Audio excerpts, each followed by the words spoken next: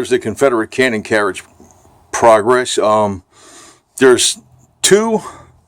Well, actually, they're 2x8s, but they're dimensionally. I think they're yeah. Wait a minute. They're 1.5 by 7.5.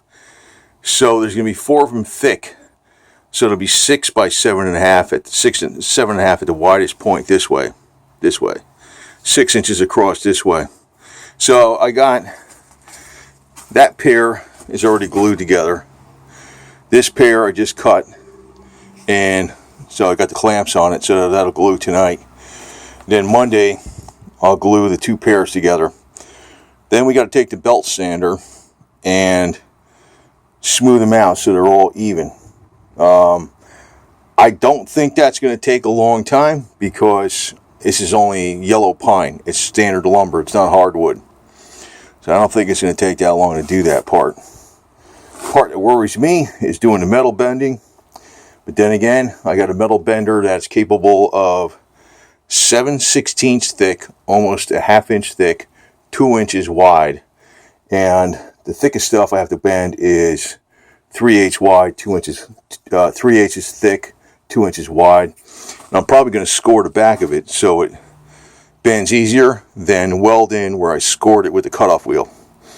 So if I score the back of the metal, should make a sharper bend. I got to make axle bands going around this, one on each side.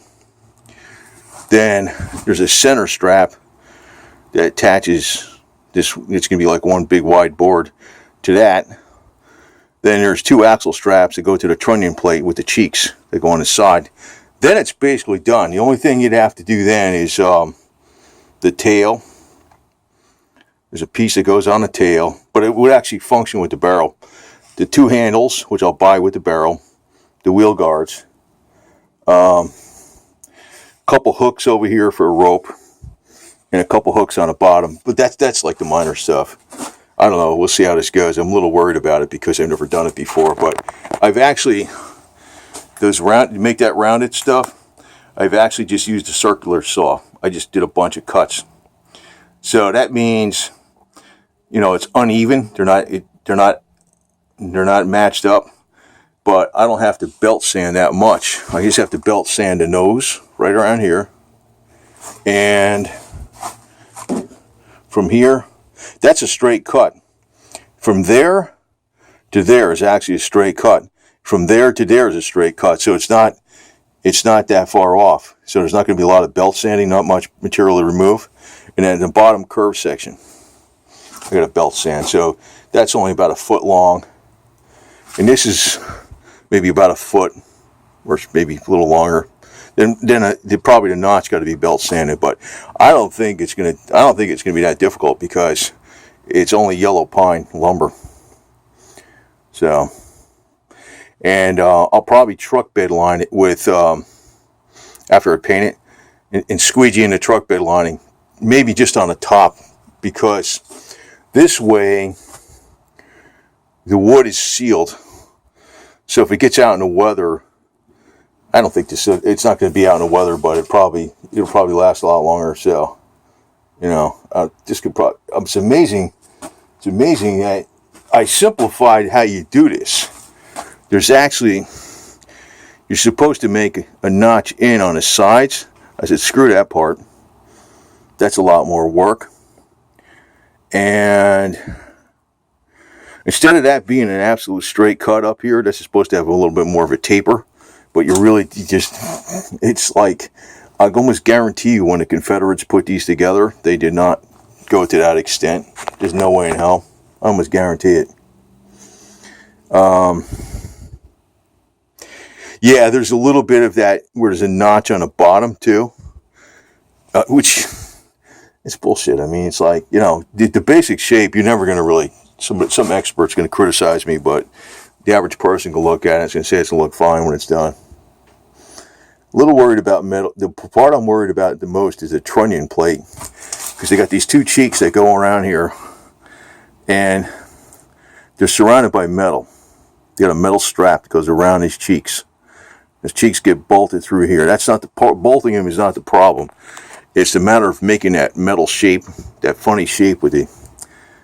It's got to have like a U where the bottom, the trunnion, like the trunnion of the cannon sits in. I got the cap. I already got the cap. And if I might be able to make it by scoring the backside of the metal and making that U shape. I don't know. We'll see. Putting a bunch of score marks and maybe putting a large socket and just bend it back and fill in all the score marks with a weld, because I'm gonna have to make the metal piece before and cut the wood to size to fit. But if I make those trunnion plates, I'm home free. The elevation screw, I think I can make that from a $28. It's called a scaffolding jack. It's like a real, it's a screw jack, and it's 1 3/8 thick, wide diameter, with a real coarse thread, like you would use in for elevation on a cannon. I could probably make something out of that. It's only $28 delivered from Amazon. So that may be what can work out. If I put this whole thing together for under $3,000 or about $3,000, that's gonna be freaking amazing. Especially with a good barrel I'm gonna get the barrel from Hearn Iron Works. I'm gonna actually have to drill the hole for the fuse. They don't do that part because they don't want any liability. But it's a very good barrel. They've been making them since the 1970s. So then, of course, I got to work on a way to transport it, which it'll be back in the El Camino. But then there's other stuff I got to do with that too, with C channel, all this other crap. There's a lot more involved. But once I make this one, I might make another one. But the first thing I would do if I was going to make another one, I would make only the metal pieces. And because I got a feeling they're going to be the toughest part to do. Because, well, maybe they're not. I haven't gotten into that part. But I can tell you this wood part doesn't seem difficult because I simplified it. And this is a 4x6. It dimensionally is a 3.5 this way by 5.5 that way. It's supposed to be a 4x4 dimensionally, but I decided to go with that because this way, if I ever have to replace any wood, that's pressure treated, by the way. If I ever have to replace any wood, I can just go to Lowe's, and so I guess once I get this together, as long as it's not out in the weather. Probably last forever. Even if it's out in the weather, if I coat it with enough stuff, I don't want to leave it out in the weather, but even if you have it covered out in the weather, it'll last, I don't know, many decades. So I'm not live firing it, but probably would be able to save the live fire too, even with the non hardwood, with the regulars, because the metal is probably really what's holding it together more than anything. So, and if I want to live fire it, I can always brace it up with even more metal, but I don't plan on live firing it. So it's just going to be for firing blanks, loud boom.